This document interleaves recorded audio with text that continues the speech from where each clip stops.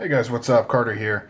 You may have seen this knife in my Behemoth Super Knife shout out good cause video, trying to raise donations for Behemoth Super Knife. But yeah, this is the Rajah III, cold steel Rajah III. I have been carrying this around for probably 4 days now, which is pretty impressive for me. I usually can't go more than 1 or 2 days carrying the same knife before I have to switch it up. I have just put a little strop on there. Otherwise, this is the original edge. First off, this is the third entry in the Rajah series, 1, 2, and 3. Rajah 1 and 2 are both the same size. Very large blades. I forget how big, but very large kukri style blades on those. Rajah 1 is a dressed up version, so to speak. I believe it has a satin blade, aluminum bolsters, and polished G10 handle. The Rajah II, same construction and materials as this, just the larger size, and then this is the 3. So very big jump in size from the 3 to the 1 and 2. Overall length on this is about 8.5 inches. You've got about a 3.5 inch blade, so not a huge knife, but man, this sucker feels great. Probably, at least right now, this is my favorite cold steel knife ever. I got in contact with Andrew Demko to see if he's still doing custom versions of this. Fortunately, he said he is not, so that is a bummer. I'd really like a custom version of the Rajah III. This features the usual suspects as far as materials go. Aus 8 steel, bead blasted. Got the Grivory handle, nested stainless steel liners. Triad lock, bead blasted, black clip, bead blasted hardware.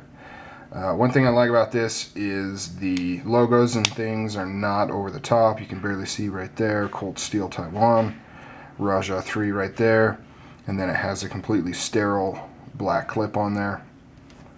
Ergos on this are fantastic. Just for me anyways, this thing feels perfect. I mean, absolutely perfect. It feels really, really good in the hand.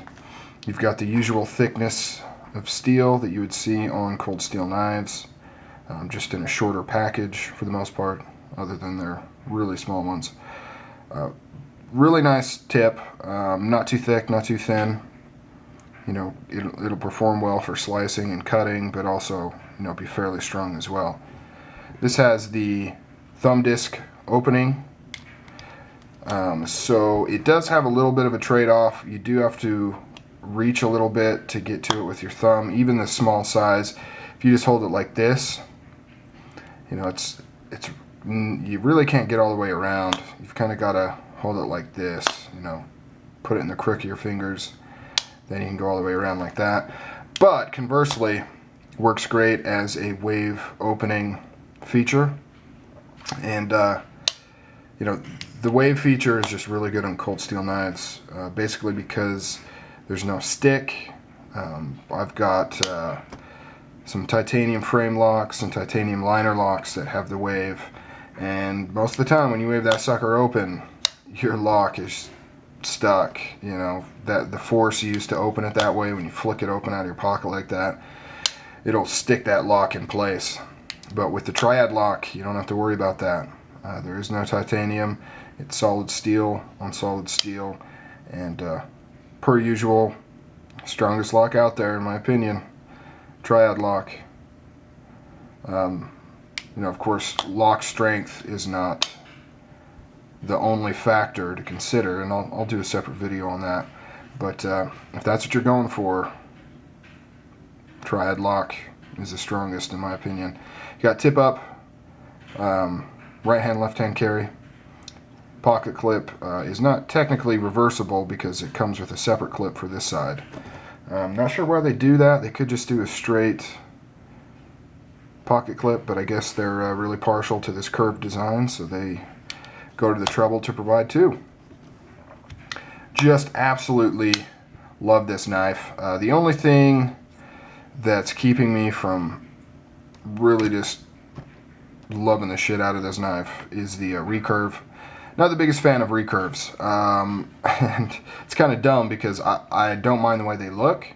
I don't mind the way they perform. In fact, I think it's great. Basic concept is if you have something placed right here, and if you were to pull the knife straight back, basically all of this belly would sink into it. The problem with the recurves is they're kind of difficult to sharpen, especially if you're kind of limited on what you have. For instance, my Lansky stone system, it wouldn't work. It would work on all this, but once it hit the inside of this recurve here, it would just basically start digging a notch in here. Really, you need a rod in order to properly get this curve down. So something like the Sharp Maker would work. But I don't use the Sharp Maker that much. Usually if I do use it, it's just to kind of put a little micro bevel or something on there.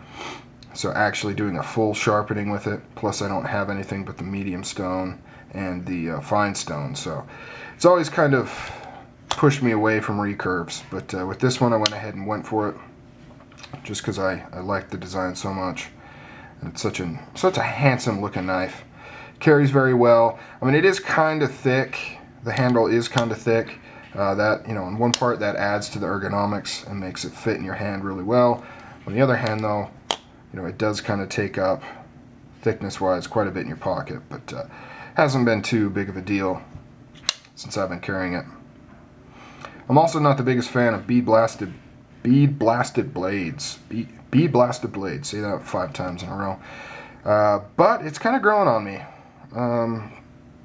I really don't mind. It's got a very soft, kind of clean look to it. Not really minding the bead blast on here. Full flat grind. Got that kukri style blade. Very nice. Rock solid lockup. Probably the most. You know, a lot of the times cold steels that you'll get a little bit of slip forward and back. You know, you'll just feel it kind of, just slightly kind of nick around. And I've done spine whacking tests on it, and it's never led to any failure. It's not indicative that it's going to fail, but there's just a little bit of slop in the play. But this one is perfect, perfectly centered, perfect lockup. Couldn't ask for more. Very cool blade. I would definitely recommend everybody pick one of these up. You can get these for like $50, and it is $50 well spent. Another thing on this, very smooth. Look at this. If you press this, blade drops. Like I said, not a wiggle. I mean, that's my hands, you know, moving around, but blade is rock solid, and yet it's extremely smooth. The tension on the lock bar is perfect, you know, just enough that it drives it home, but it's easy to disengage. I mean, I can play with this thing all night and my thumb won't hurt, which I've been doing. Been doing that a lot lately. So yeah, Rajah III. I think some of these smaller models, you know, a lot of people get caught up on Cold Steel's huge folding knives, you know, and they've got a lot of them, and they kind of forget to look at some of these smaller ones. I mean, this is not it's small compared to the Rajah II, but it's not a small knife. I mean, it's a very, very capable medium large size knife. I mean, look at that. I've got big hands, and yeah, definitely not small. So yeah, Rajah III, check it out, pick one up. I would highly recommend it. You know, like I said, $50.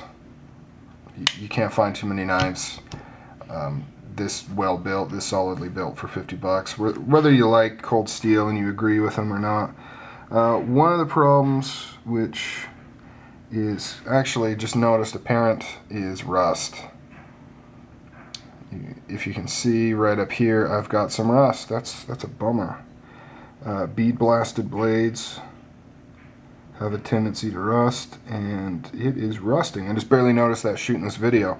That's kind of disappointing. I you know, live in a fairly dry climate. I like to think that I keep my knives oiled, and bummer, got some rust on there. So keep that in mind too when going for bead blasted ones. Alright guys, take it easy.